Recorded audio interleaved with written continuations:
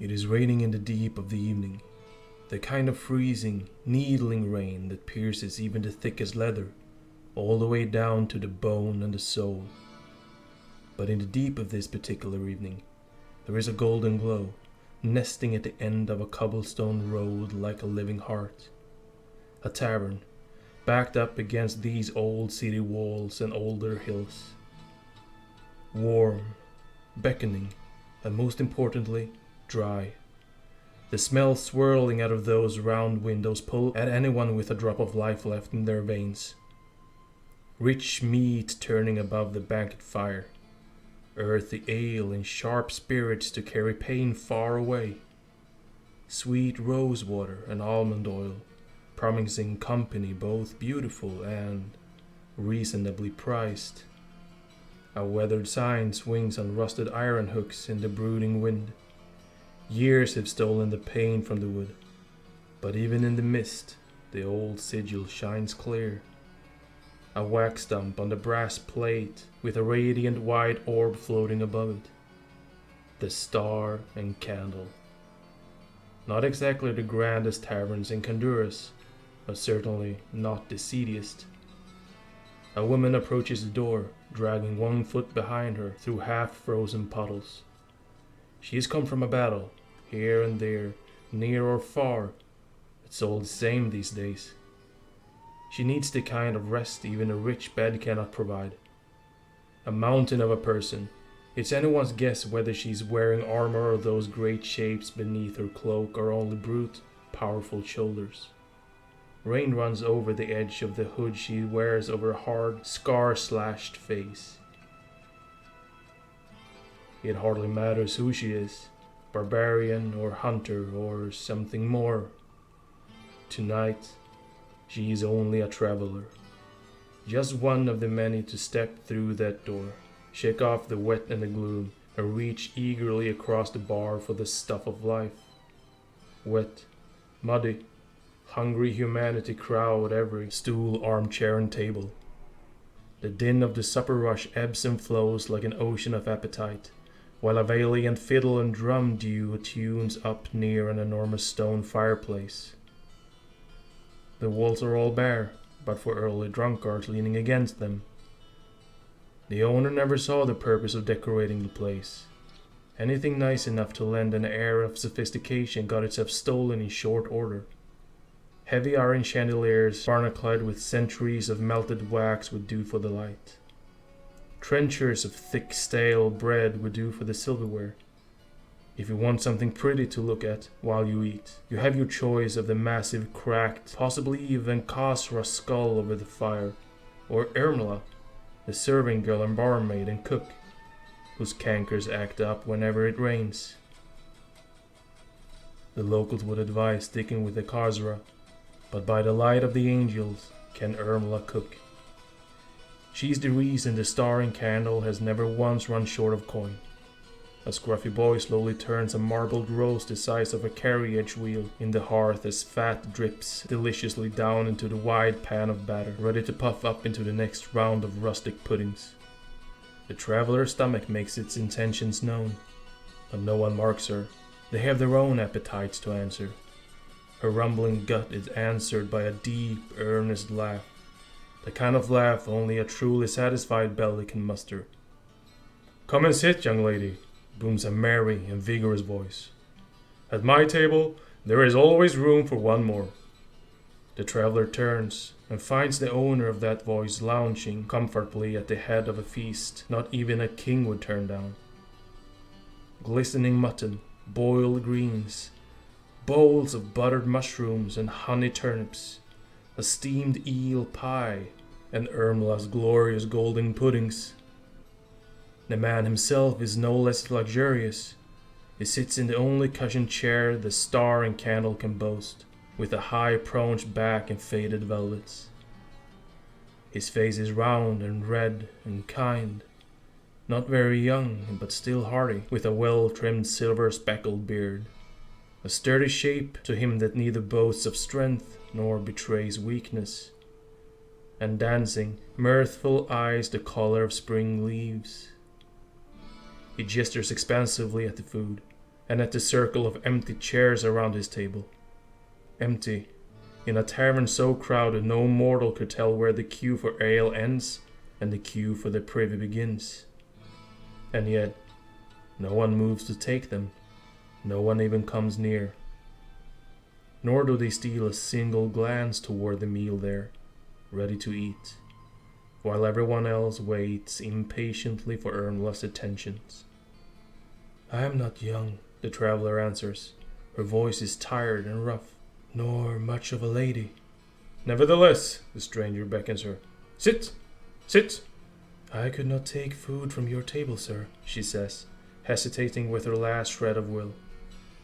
Her belly does not care, but she had a mother once. She is not completely without manners. "Nor do I have coin for so much. A rind of bread and a pot of gravy will do for the likes of me." "Nonsense, my dear. I have never in my years filled a plate only for myself. I am both wealthier and lonelier than I look. Indulge my generous nature." The stranger digs into the bowl of honeyed turnips with a golden spoon. On his long, slender tang, a ruby shaped like the moon glitters bloody in the candlelight. The traveler stares. Where could he have gotten such a thing in a place like this? That spoon alone could buy 3 such taverns, and he's using it to slop gravy on vegetables. "Are you a lord?" she asked quietly, her eyes on the ruby. "Of a kind," he allows. The stranger pauses, holding a steaming spoonful above her empty plate. "I will not share my holdings with a stranger." "Morzina," she yields at last. "Morzina of nowhere. Morzina of nowhere in particular, daughter of nobody special." The lines at the corners of his eyes soften and grow gentle as he serves her. "I'm a fairly clever fellow, Morenza. I can see you're injured, not only in the leg, but in spirit. Are you a veteran of war or of marriage? Or both?" The traveler has no more resistance left in her. She collapses beside him and eats like a serpent unhinging its jaw. Between mouthfuls, she allows, "Towns have walls, guards, pikes, and alarms. But out there, you cannot know what it's like in the open wild. Demons have no fear any longer. Sanctuary is their playground, more than any farmer's home or lord's holdings." She appends a tin bottle of something that smells of birch bark and morning's regret into her throat. "I knew each battle is over, only when the next one lets fly its first charge. I was married, I think. I seem to remember it. A farm, an orchard, a life. But my husband died long ago." "Ah," says the stranger with a ruddy sympathy. "So did mine. Such a greedy thing is death." She's too hungry still to do more than mumble condolences. "Let me share a little secret with you," the rich man whispers with the smallest of conspiratorial smiles. He nods his head toward the great hearth and the musicians furtively gulping plum liquor from their water flasks. "That fiddler is absolutely rubbish. And the drummer, your sanity may not survive. What will you say to another sort of entertainment?" Morenza rolls her eyes. Husband or no, her conversations with men always end here sooner or later. "I hear there is a blonde and a brunette upstairs for that," she snaps. "When I grapple with a man, it is he who ends the bout on his back and pierced through." The stranger pats her hand indulgently. His fingers are cold, even in this warmth. "I would never suggest it. Love is not entertaining. No, I had a quieter game in mind. Less piercing. Not none, but less. I propose to tell you a tale, Morenza, of nowhere. It is a very good one, I promise, and when it is done, if you do not believe it to be a true tale through and through, well, then you must pay me 2 pennies for an evening's amusement, and we shall each part and go to our destinies. But if you do believe me, then I shall pay you 2 gold pieces. for there is no price too dear for the truth and a kindly ear willing to hear it. The traveler pauses, a leg of mutton halfway to her mouth. But I could simply say I believed you and take your gold, no matter what I thought in my heart. Why not just tell me your story if you want to talk? I won't interrupt. I'm not much of a talker. Her host shrugs. It's the game of a thing. A story is only a story, but a game has a victor and a victim. Far more exciting. Which will you be? Which will I be? As for your shocking idea of cheating a man you just met out of his riches, well, you may at that, but I'm comfortable wagering upon the honor of a knight. I was once one myself. I know the weight of a sword, and the weight of a word, and which one lands the harder blow. He takes a long sip of hot, bloody red wine. What will it be? She hesitates. The rain outside is so cold, the fire so warm and drowsy. She has a miserable life to return to, shadows outside these very walls. This seems less an amusement than a waste of time, and yet the stranger is so pleasant and so familiar. And he fed her and gave her a place to rest. Surely that is worth humoring an old man who wants to tell sad tales of the world as it was, when he was young enough to believe it would come to any sort of good, as old men do. The fiddler begins a ballad. It sounds like a gazra with dysentery. My two or yours, she agrees quickly. I hope you know what you're doing right now. I hope you know how to do right by a story. She smiles for the first time, and for a moment, under all her scars, she looks as young as the morning.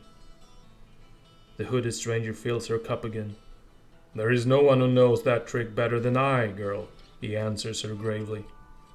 Morenza drains the cup in one long swallow. The hot wine suffuses through her, warming her all the way down to the bone and the soul. And then the stranger begins. There was a moment, in the very barest and most innocent beginnings of the world, when there was no war on the face of the land or the sea. Only a moment, barely a blink, and even after both land and sea have wept and shrieked beneath one blade or another, or so I have heard, this tale does not take place in that moment. More's the pity. It would be nicer if it did. This tale begins before wars had names, when the basic business of living was death. No sin, no clans, just rage against rage, vengeance against vengeance, kin against kin, lover against lover, bodies against the void. Angels, demons, ancients, and long afterward, troublesome, slippery humanity. And these folk, as great as the mountains and as terrible as the night, they have always believed themselves to be the center of everything, the great agents of history, the only truly thinking beings in this world, the only creatures capable of striving, desiring, true choice between cruelty and compassion, the only ones who matter. But they're wrong, the arrogant bastards. The trouble is, they're all just too big, even men. They stand so tall they can see only others like them. They miss the small and the strange, the dark and the quiet moving all around them, all the time. In this realm of pain there are not only the celestial, the damned, their lost children, and all their braided history of blood. There are, everywhere and always, fields and forests and seas and skies teeming with life that knows nothing of us. There are birds too in Honduras. There are ravens. They too have a history. And in the ancient corvid tongue, they call those primal days of nameless slaughter the long feast. Like ancients to men, So were the ravens of the old to the crooked crows you will find pecking at dry bones on the crossroads now. When scavengers and tinkers came to glean what last treasures they could from battlefields long cold, they often mistook a raven of swollen tongues and unstrung innards for a child in her mourning cloak, hunched over a beloved parent, sobbing with grief, until that black shape jerked up its head toward the sun with an eyeball skewered on its beak. Those were rich days for ravens. The business of life took no effort at all. If there was no brutal meadow full of still steaming corpses bursting with meat and marrow nearby, one had only to wait an hour or two in the unmistakable sounds of sword against sword, would let the whole family know that supper would be ready quite soon. But it's not only the sweet twang of a juicy intestine stretching until it snaps that calls to a raven across mountains and rivers and bare winter woods. That's just food. When the belly is satisfied, the heart next asks its due, and the heart of a raven hungers not for meat, but for shine. It did not matter what shone, only that it did, and brilliantly. Coins, gems in the hilts of daggers and scimitars, links of chain mail and shards of plate, medallions hung round headless necks for luck or courage, signets rings on a lord's fat cold thumb, an exposed knob of gleaming white bone, gold thread in the slashed standards of this or that king, silver thread in the shredded tunic of this or that archangel, a golden lock of a child's hair still clutched in this or that man's shattered, stiffening hand, the slick of that skewered eyeball. Ravens yearn for these things the way some men yearn for power. The flicker of some mysterious object as it caught the light of sun or moon pulled them as surely as any chain. They could not resist that chain. They did not want to resist it. No bird knew who made them this way. All corvids imagined the world was born from an egg laid by the night sky itself, which, surely, if you could only fly high enough to see it, was the flank of a great raven roosting above, keeping her children safe and warm beneath her soft, dark feathers. And the stars were no less than the great raven's own vast hoard of shine, secreted away over 1,000,000 years of collecting. It was a good life, a belly full of blood and a nest full of stolen shine. If any raven today still deigned to speak the common tongue, they will tell you it was wholly unnecessary for history to continue past that point. The long feast was the peak of the mountain, everything else merely dirt. Into the thick and red of the long feast, 2 particular ravens were born from a single egg, a rare omen nowadays. But during those fat, joyful centuries, anything possible was frequent. Perhaps they were special. Perhaps they were not. Perhaps they were just 2 ordinary birds, no different than their kin. Perhaps they were blessed. Perhaps cursed. Perhaps chosen for greatness or trapped by circumstance. They were sisters, and their names were Dolor and Rue. Even among the swiftest, they flew quicker than lightning. Even among the darkest, sunlight itself died on their backs. Even among the cleverest, their thoughts were nimble and subtle and sharp as shadows moving on water. Any phrase they had heard, they could repeat flawlessly for years afterward. And in a voice so like the one who spoke it, even their own mother would think her little one had come home to her arms. And even among eaters of carrion, their hunger burned. They were happy. They spent their youth with full bellies, endless songs, and shining nests, which is more than most of us can say for our childhoods. Then a day arrived, both like and unlike any other day in the life of a raven. The sisters were full grown. Another nameless war drenched the hills red with blood and snowy with bones. Dolor and Rue answered the dinner bell of a blade against shield. So did every bird of their carrion nation, vultures, crows, rooks, petrels, and sheathbills. The rest of those brute birds saw nothing but the feast. The sisters preferred to dine together, and they settled down upon the largest meat purse they could find. A fat, rich man who rank with 2 arrows pounded through his skull and into the thick grass. He had such pretty blue eyes that once gleamed with stratagems and feints, and now gleamed only as they disappeared into 2 birds' lightless gullets. They never did agree on who saw it first.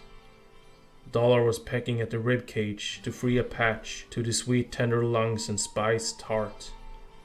She insists the shine showed itself to her first, behind the heart, against the spine, and thus was her private portion, no one else's. Rue had claimed the head, snipping off choice morsels from the earlobes, the nostrils, the tongue, the cheek. She swears the shine broke free when she split the skull plate and therefore was her special toy, no one else's. Sisters are sisters, even when they are ravens. Whichever of them saw it first, they worked together to free that strange, shining, brilliant thing stuck in the corpse of that warlord. Dollar pried his breastbone from the red well of his chest. Rue clawed open his soft stomach, his throat, his little spleen like a fall acorn. And finally, there it was, lying tangled in death, sparkling like fresh water or new silver, or a pearl still salty from the sea. But it wasn't water, or silver, or a pearl. No jewel any raven had ever seized could compare to the shine of a mortal soul. The sisters decided to take the Lord's soul away with them to feather a new and splendid nest. A nest to make even the great raven envious among her million stars. They would be queens among the beasts that flew. It took all their strength to pry it free. Blood and cold bile soaked their plumage, their beaks, their claws. They dripped with humanity and didn't care. The shine had them in its grip.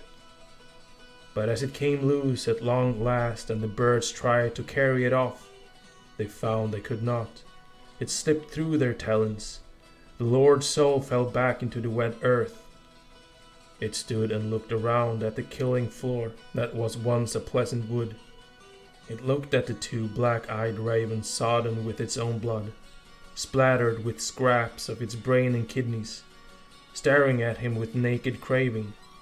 Terror and panic filled the eyes of the Lord's soul. "Am I damned then?" he whispered. "Was I so wicked?" Dollar cawed loudly at the empty air. "How could we know?" She whistled and trilled in the voice of a milkmaid whose last penny she'd once stolen. "Idiot!" Rue clacked her black bill at him.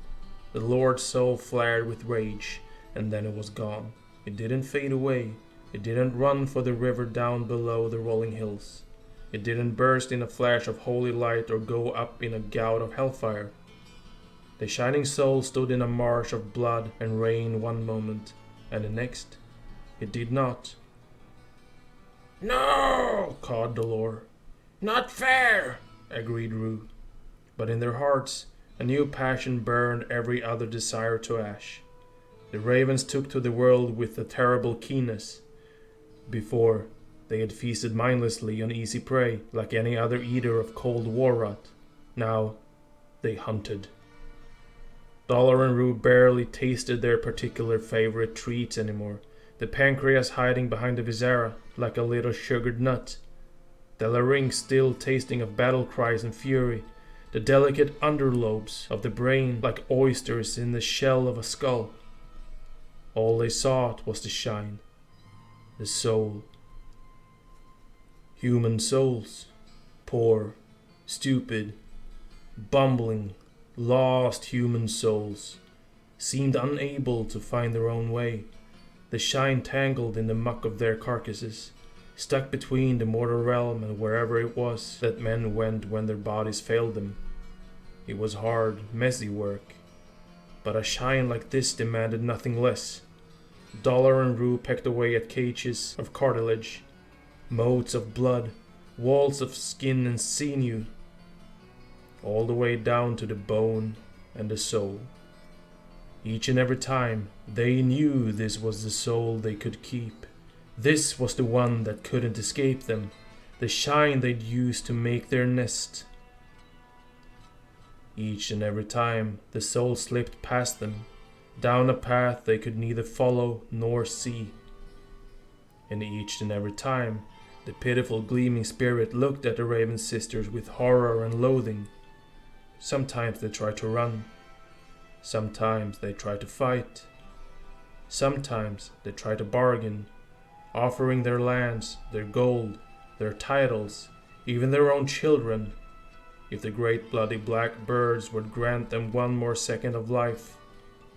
Sometimes they had strange ideas about besting the ravens at games of chess or foot races or wrestling matches, none of which a mortal had a hope of winning against a raven of the old world, even if it would have made a bit of difference.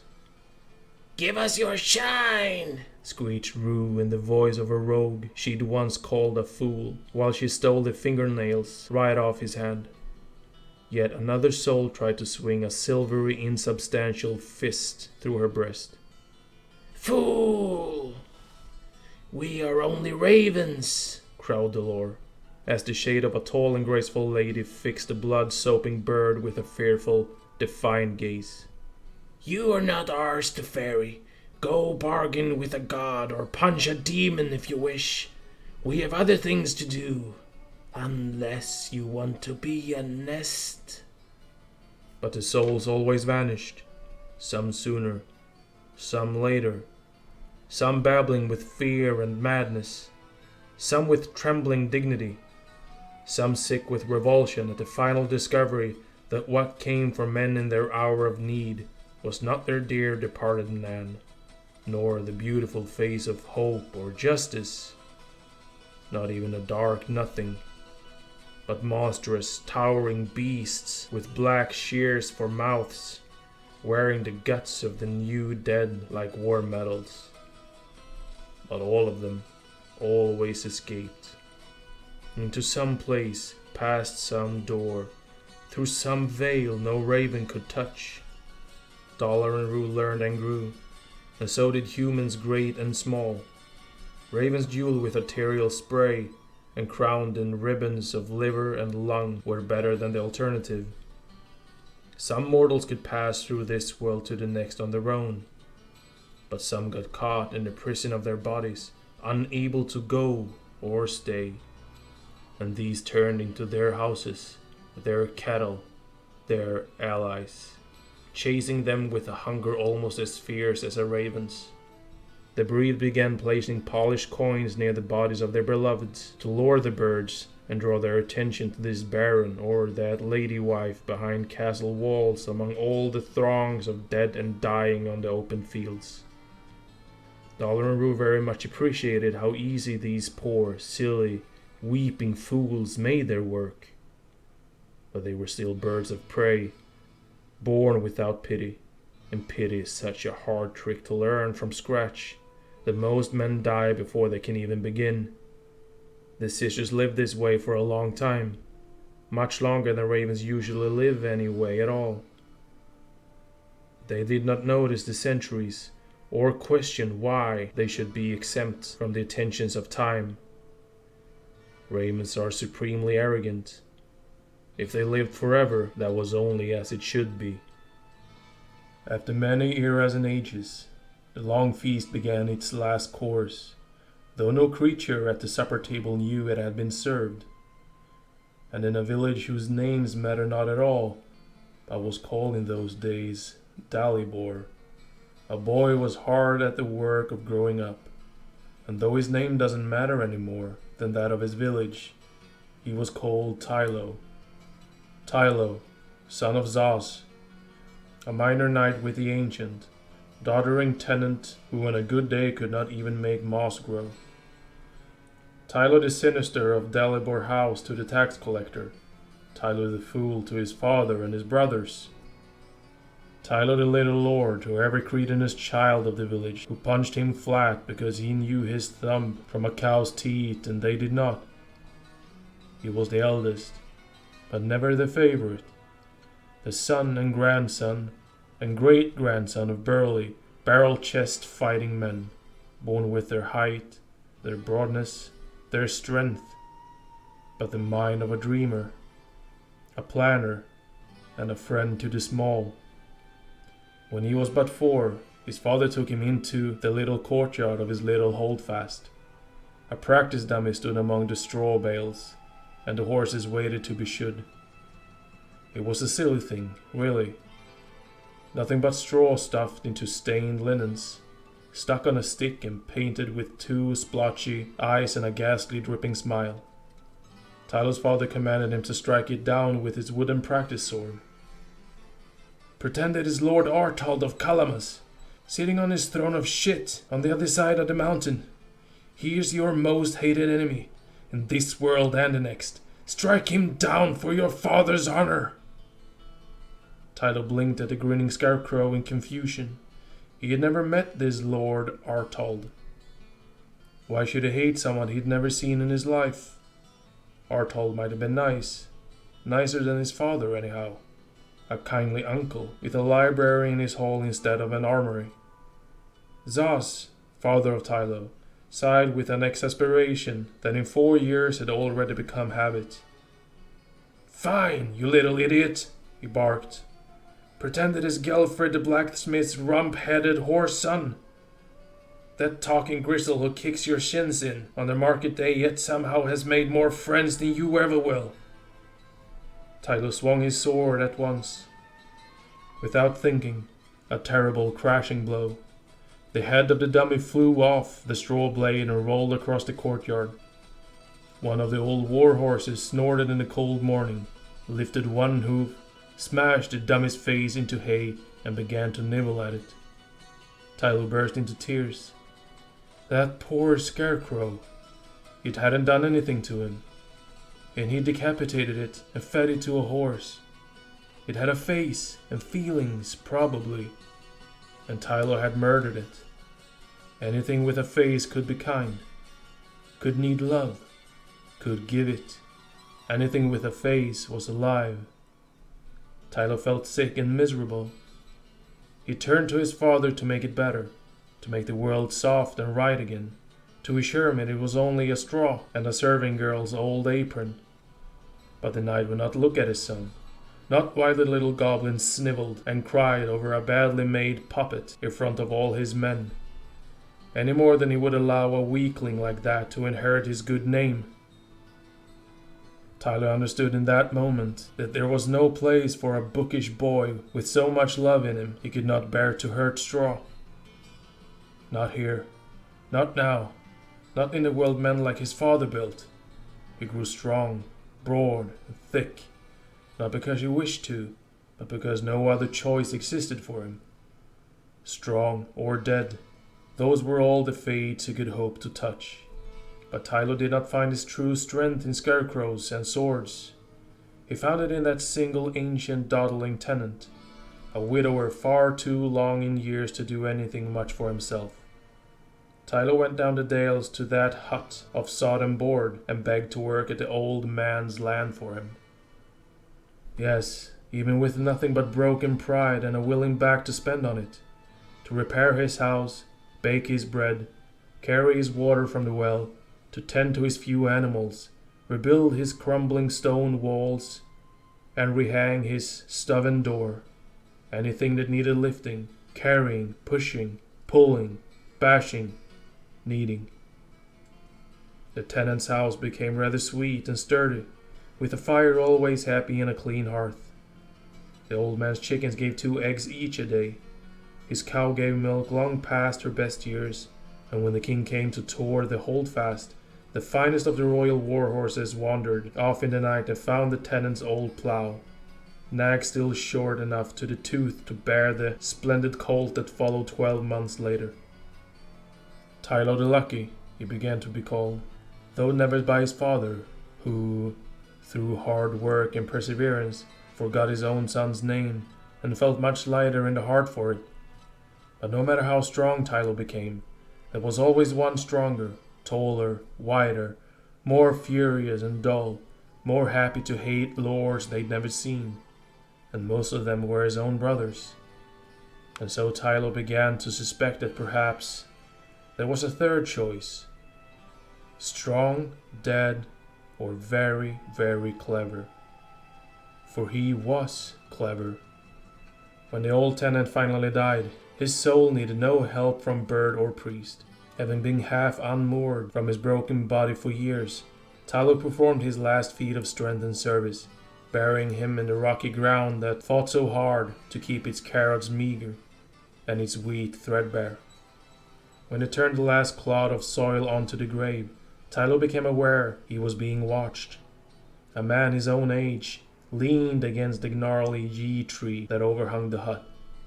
Handsome enough, with a slenderness Tylo had never been allowed to keep.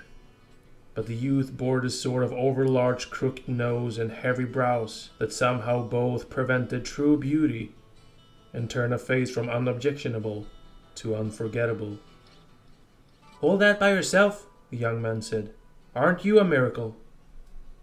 This quiet, thoughtful figure was the tenant's grand-nephew and the only living heir. Tavian, a cleric who could not only read but write and tally numbers as well. He lived and worked in a city far away, a city so grand Tylo could not even picture it in his head. Might as well try to picture time and desire. The two became fast friends. They filled the hut with firelight and conversations well into the night. They told each other many secrets and no lies. Tylo admitted that while his gentle mother had taught him his letters, there were no books in his father's house, and he had only in all his days read 2 volumes, and one was a treatise on how to grow bigger potatoes. Tavian then filled their water-carrying, roof-thatching hours recounting the wonderful labyrinthian plots of every history, ballad, diary, and yes, potato breeder's guide he'd ever read. And those hours were the happiest of Tylo's life. He loved the tenant's grandnephew, though he did not quite understand it, and that unforgettable face looked back at him with the same shy, curious, unexpected warmth. Tavian stayed much longer than he intended in his grand-uncle's house. Long enough that the young man began to pay his rents and learn to help cows calf and seeds grow. If Tylo's father remembered his existence, he certainly would not have approved such low marriage for his eldest son. But by then, he was away on campaign with his second eldest, who hadn't even cried when the healers dragged him out of his mother. But every happiest hour ends before long. Zaz of Hal's Dilbor was cut down in battle against old Artold, as the knight always suspected he would be. So too was his second eldest. When the will was administered and keepsakes distributed among the remaining sons, the new master of the holdfast did not even bring Zaz's last gift to his brother himself. He sent Gelfred's pig-hearted brute of a boy to bash down the hut's long-mended door and leave Tylo's inheritance on the just-swept floor. A bundle of broken straw, ripped linen, and splotchy painted eyes. The practice scarecrow from so long ago. Tylo stared at it. He turned it over in his hands. Then he laughed so loud and so long, Tavian worried he would never stop. "You don't understand," Tylo said. "I am free. Free of him. All of them. I have no name, no rank, no lineage. What does it matter who I marry, or what child I never sire? We can go. We can take the king's bastard stallion and sell him, buy 1,000 books, and live in a city full of ink and wine whose grapes we never had to grow." Tylo gripped Tavian's hand tightly.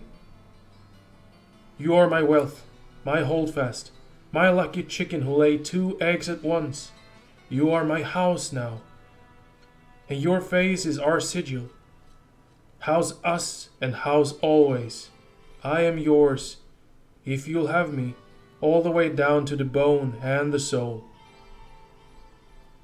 And wouldn't this be a lovely story if that was the end? Some stories end with weddings, I'm told. But not this one. Lord Artald was emboldened by victory. His forces swept down through the lowlands, flattening forests and hauling any able-bodied soul away at axe point to serve in his ranks. He really wasn't kindly or nice in the end. And in the end, Tylo did hate him. Not for being an enemy of the Dalibor or killing his kin, but for proving his father right about anything at all. Tylo the Lucky became a fighter after all.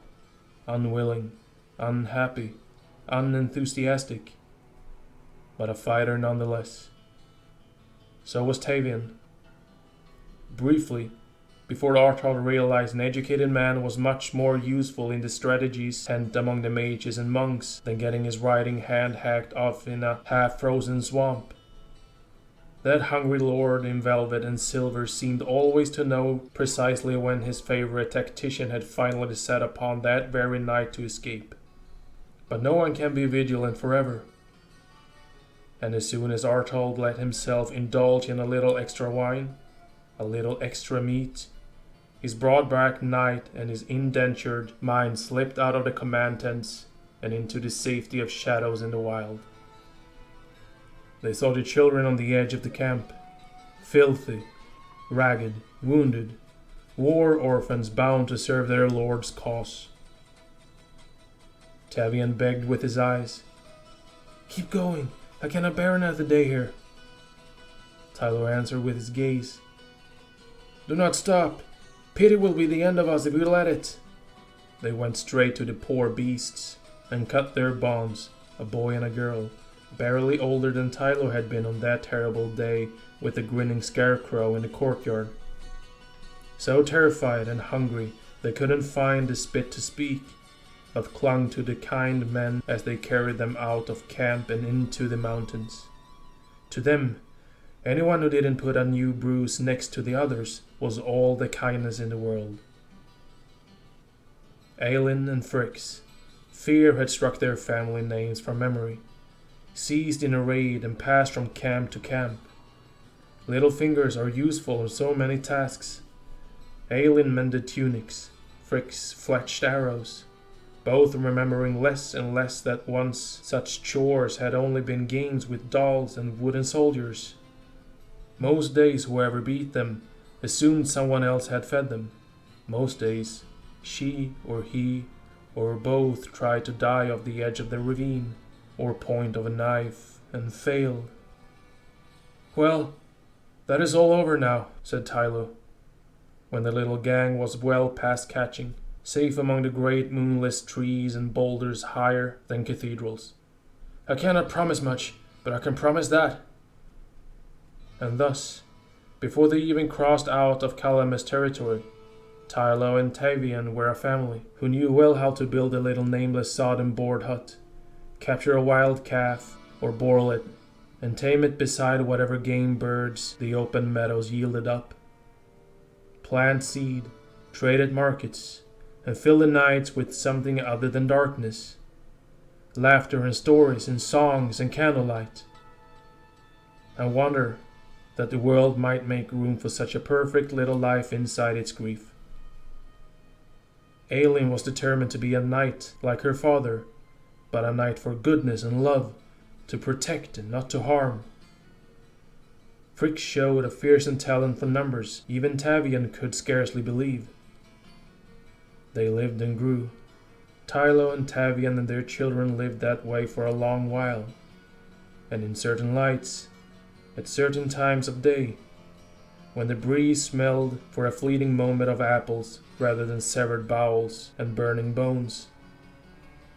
Despite it all, despite waking screaming in the night trying to outrun memory, despite knowing that dreamt-of house in the city with all its books was far beyond their grasp now, they were happy.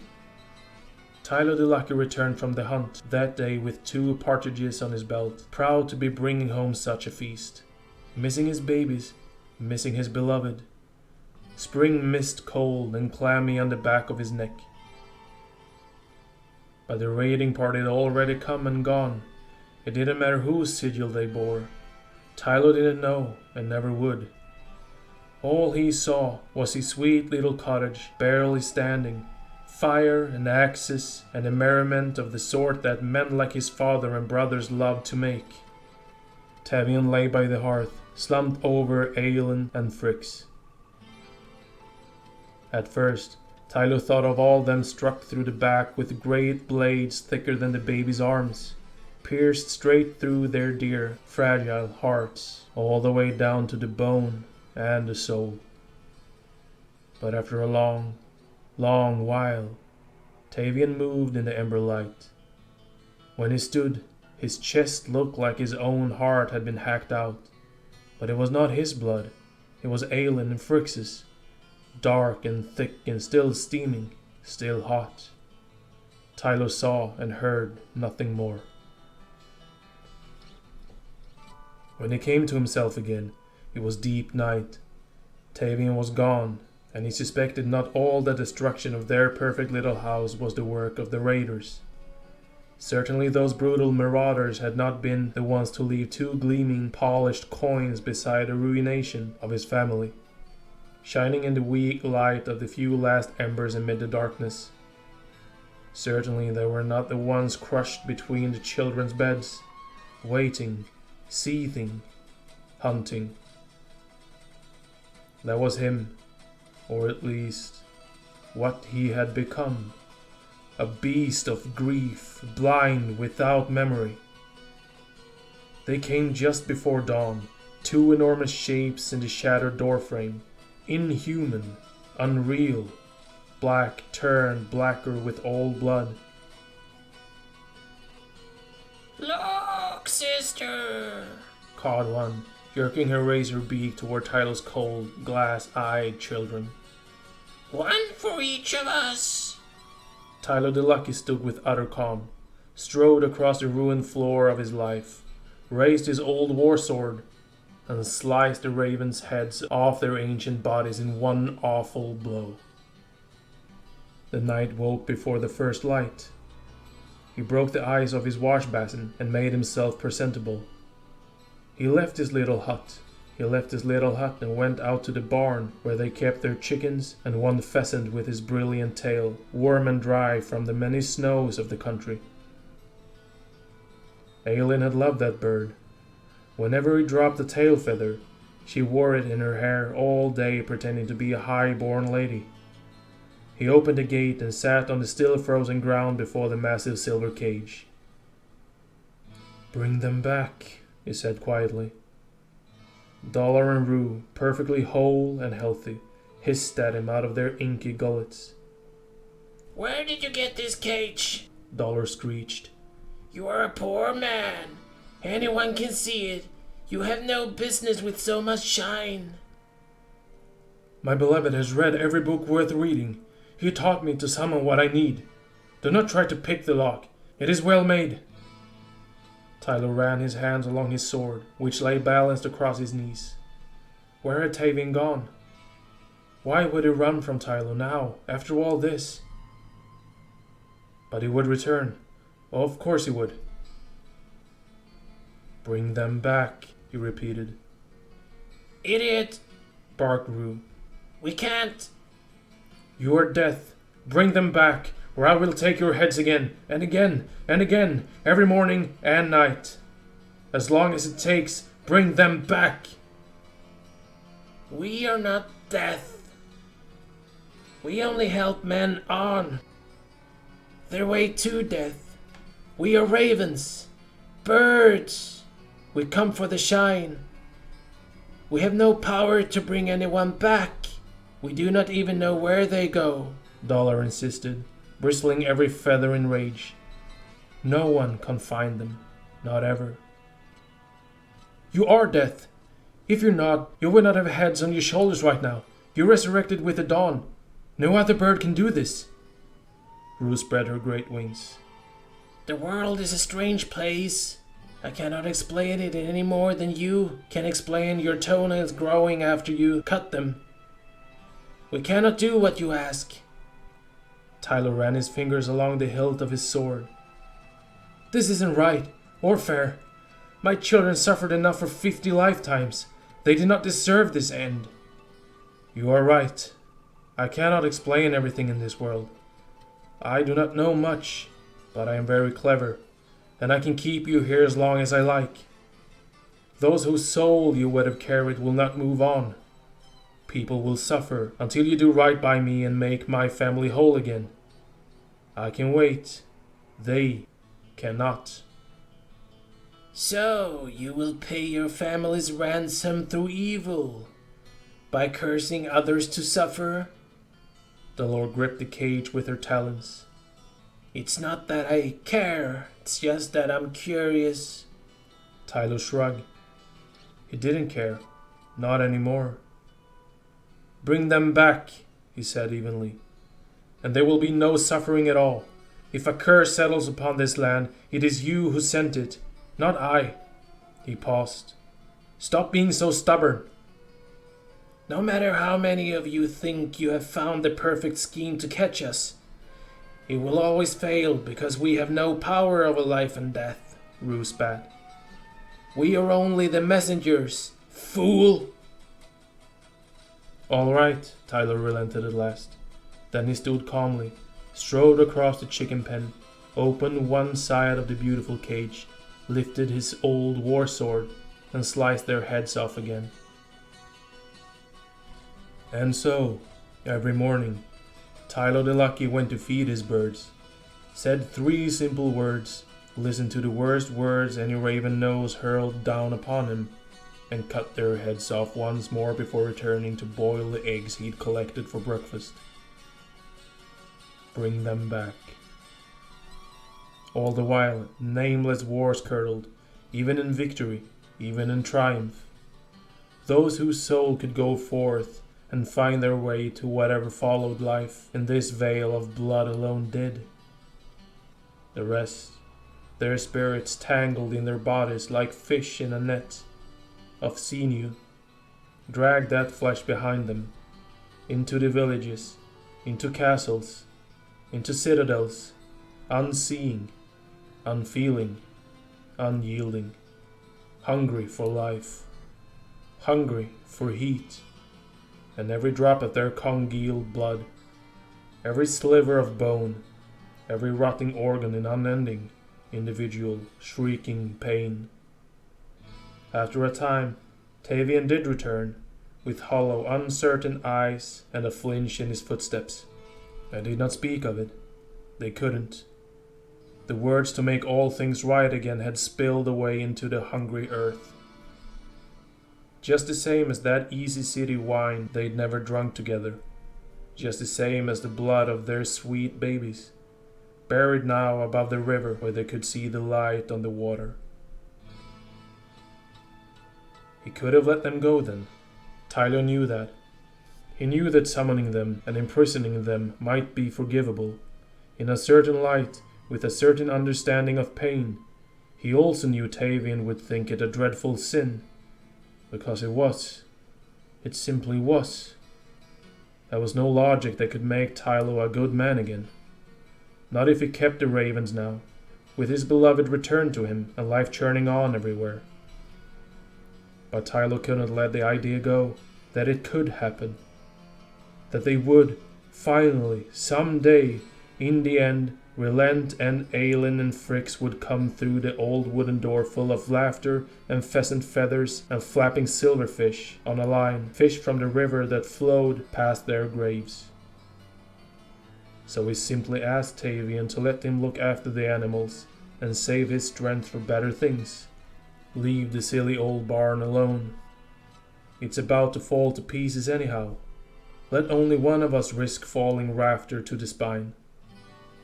And Tavian was tired and frightened, and ate his grief for every meal, with double helpings on holy days. One night he looked up at Tylo and whispered, "When I see your face in the firelight, all I can see is how it twisted that night, how the man I knew vanished. I was replaced with pain as pure as an element. How you took your fists to our house, how you screamed. I'm sorry, Tylo said softly. And I see your face in the daylight. All I see are Aelin and Fricks. How she lifted one eyebrow when she was about to give me a piece of her mind, just like you do. His little half grin when he knew a secret, just like yours. My only peace in this darkness when I see nothing. Tylo didn't say anything then, soft or hard. There are agonies no words can speak to. There are some moments that end a human heart. The human goes on, for years, decades even, but some part of their heart is always living in those terrible hours and cannot find any door in the dark that opens outward. It will all be forgiven when the ravens bring them back, he thought. He will see me when he looks at my face again, just me, as I was on the day we met, ready to build reality with my bare hands. If it meant a life as one, he'll see. It will all be as it was. But the next morning Tavian was gone. He'd gone to bury his misery in the strategist's tents, to help stave off the scourge of half-corpses lurching over the land. Any enemy of Lord Artold would have a ready mind to make each blow count for 10. Tylo stared down the valley and over the river, into the woods beyond the disputed territories where he'd once been young, once fought, once dreamed of better.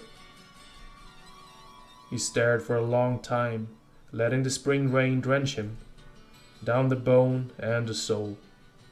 Then he went back into the barn with the silver cage.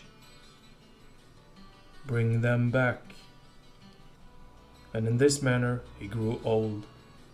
Silver came to his hair and his beard, weakness came to his limbs, and mist and misery came to his mind.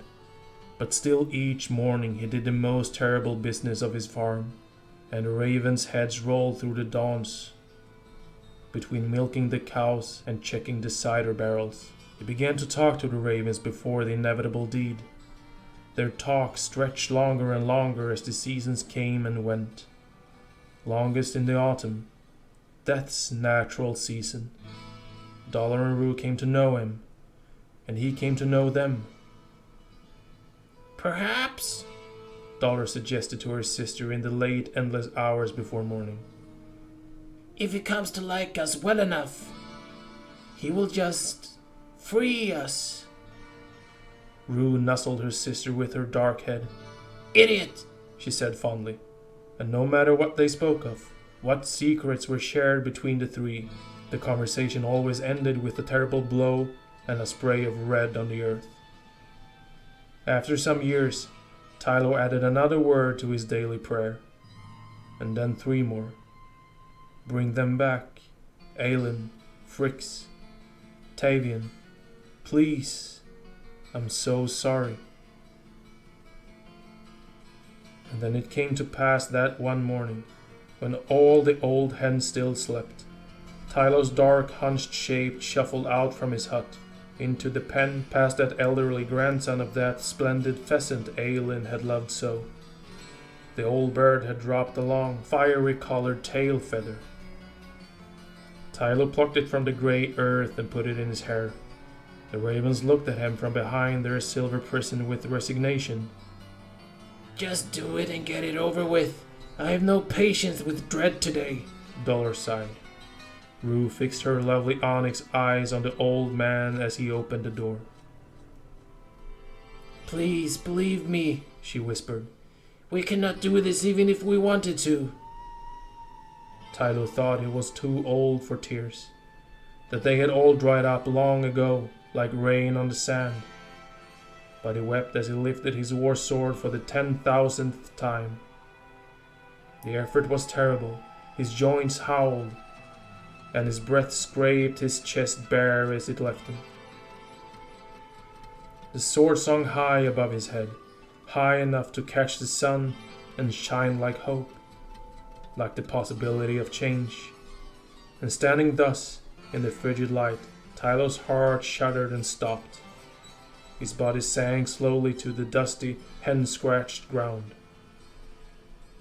Poor stupid bastard, Dollar said sadly, shaking her head. Rue hopped nimbly out of the cage and shivered, feeling her claws on the real dirt for the first time in so long. I have been thinking, she said. Just like the last decade or two, that they are all poor stupid bastards. But it is not so stupid to try, to hope something broken can be fixed. She cawed in the fog. It can't, of course, but they would not be men if they did not try. He tried a lot. I liked him for that, at least. Then she bent her head like a holy woman and ripped Tylo's chest open in a glut of scarlet. It wasn't hard work, not for 2 hungry ravens and an old man's paper skin. The shine was there. They would find it, under his ribs or behind his lungs, stuck between his stomach and his spine. Dollar and Rue had spent a lifetime with Tylo. They would take him the rest of the way home. There he was, sparkling in all the wet ruin of his corpse, the secret glittering core of Tylo of Dalibor, the child who could not even bear to hurt straw. Just like all the others, his spirit melted out of their beaks like summer butter. And he stood before them, smiling, eager, at ease, and so young, in the fullness of his strength. I am, you know, his soul said, so sorry. Tylo the Fool, children called me once. I suppose they were right in the end. Yes, agreed Dollar. Yes, agreed Rue. I feel the pull of it. The path out and away, Tylo said softly. His soul looked down the tree line, toward the plains and the great cities. How can I face them? They will know what I've done. Good luck, chirped Dollar. We hear a battle in the east, and I mean to feast. Look on the bright side, Rue cawed. Maybe there is nothing at all after death, and you'll just cease to exist without ever seeing your family again. The ravens flew away, down over the moors and the foothills, down toward the clenching dinner bells of sword against bone, wheeling and whirling in the sky with the rushing joy of freedom. But when they alighted on the aftermath of a river battle, Tylo's soul stood among the banquet, waiting for them. He watched as they ate. He watched as they whirred the shine free of the flesh. He watched as souls quailed and shook and screamed in terror at the vision of 2 hulking ravens, dripping with gore that greeted them, instead of the soft, warm plays their nans had promised. He watched the souls flee without soothing, without softness, without succor. Go away, Rue snapped finally. Haven't you done enough? I don't think I have, Tylo whispered. Don't you have a fathomless void of mystery calling to you? Sang Dollar. I do, the old knight admitted. But it is only a call. I can ignore it if I choose. Don't, advised Rue, gnawing on somebody's ear. Tylo the Lucky put a gentle hand out to the ravens of death. Anything with a face is alive, he murmured, almost to himself. Anything with a face can be kind. Let me be your face. Let me stand in your stead, so that the first thing a soul sees is not the carrion birds who come to eat her. Let me take the challenges of fools like me, to bargain, to fight, to capture, to trick. They can never harm me as I could harm you. If you are the truth, let me become the story. Let me do penance. Let me become worthy again, in the eyes of my dead children. When I have toiled enough to write my books, then I will go to them. But I do not think that will be soon. The ravens did not answer. Tylo knelt. I can resist the call, every day, to do our good work, to make death kind, to save the scarecrow in the courtyard from having to look my father's hearth in the teeth. I will be your straw dummy, wear your face over my emptiness, to take the blows meant for you, to smile Won't you help us free ourselves? His silver hands twisted one another. And perhaps one day someone in particular will approach the door at the end of life, and perhaps I could be the one on the other side then. We have been lonely from time to time, Dollar admitted at last. It hurts when they scream in such fear. We cannot help how we look. We're trying to be kind, trying to help, trying to be useful to the world. But they call us such names. And some of them cut our heads off. Cardru. A lot. Well, said Tyler of Dalibor, Tyler the Fool, that is all over now. I cannot promise much, but I can promise that. Rue looked fondly upon the face of death. You silly idiot, she said warmly, and enveloped him in an infinite expanse of black feathers, all the way down to the bone and soul. Well, says the stranger, Morenza has finished the turnips, the eel pie, the mutton leg, the carrots and the mushrooms. Her brain is beginning to get fuzzy with the warmth and wine. Well, what? She says with a small burp, well concealed. That was my tale. Do you believe it? 2 pennies if you do not, 2 gold coins if you do. Remember our bargain. The traveler wants to lie. There are 2 gold pieces in it for her if she lies. Because, of course, it is absurd. Lord Death isn't 2 ravens unstuck from the tar of history. Lord Death is Lord Death. It is silly and off-putting, and wild children dying is always a sad thing. She didn't know them. Most likely they'd never lived. It is in her best interest to lie. 2 gold pieces could keep her brain fuzzy for quite some time. Morenza opens her mouth to lie. What happened to Tavian? The stranger's half smile becomes a full one. He died an old and very rich man. When Arthold finally got himself bludgeoned to death on the battlefield, he retired. He started a winery. I believe Ermla serves his cartlet even today. He spends his years among the grapes and took in anyone who was lost, but especially children who had no one but hunger to tuck them in at night. Everyone loved him for miles around. Even when he died, the stranger's voice catches. When he died, a great tall man in dark cloak with a bird on each shoulder came for him. A great tall man who had known for some time that in this way, and in his guise, he would one day find his love again. Death comes for all of us, after all. But death comes for some of us with a grave face, and for some of us with such joy it would shatter the sun.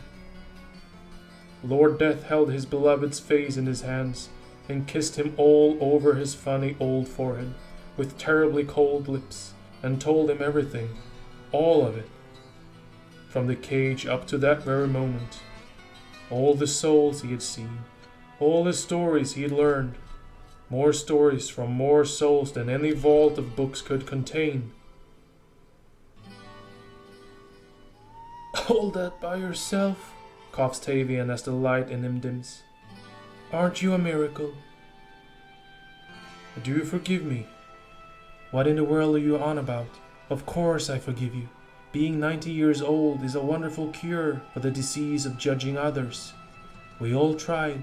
We tried very hard. I forgive you forever. How's us, and how's always, my holdfast? It is said Lord Death wept once in all his long duty, only once, when the moon rose and Tavian did not.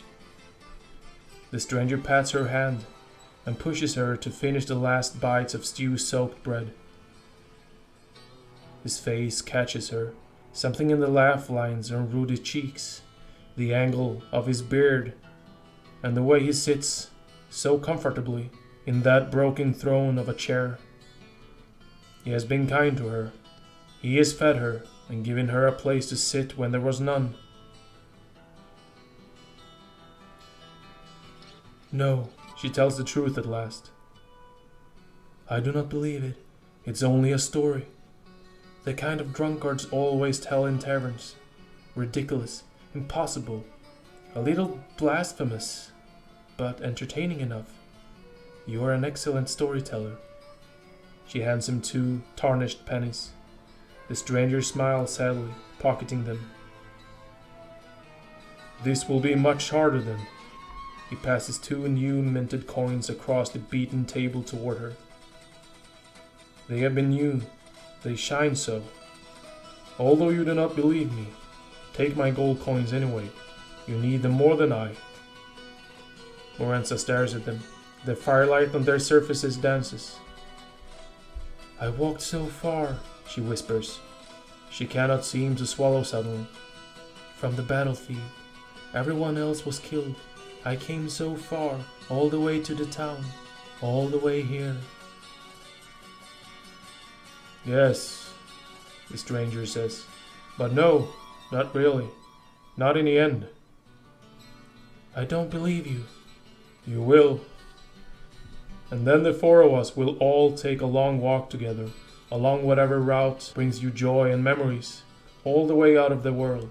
I've found him, and I've found you, as I found all who need me, but some more than others, who are lost, who have lost, who are loved, who have loved, the stranger says, and his voice is so full of love and acceptance, it almost sounds like her husband's voice. The way ravens can mimic men, the stranger cradles her face in his hands, which seems suddenly much older and thinner than they did when she first met him. He refills her cup. Drink up, and savor it. Make it last. It won't be long now, my dear. They always come for the shine.